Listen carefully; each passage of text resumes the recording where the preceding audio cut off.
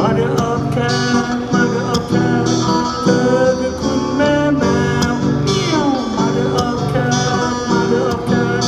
แมวคือลูกของเธอ Mother of cat Mother of cat เธอคือคุณแม่แมวเมียว Mother of cat Mother of cat แมวคือลูกของเธอครับก็ลองฟังเพลงที่ผมแต่งเพลงนะครับ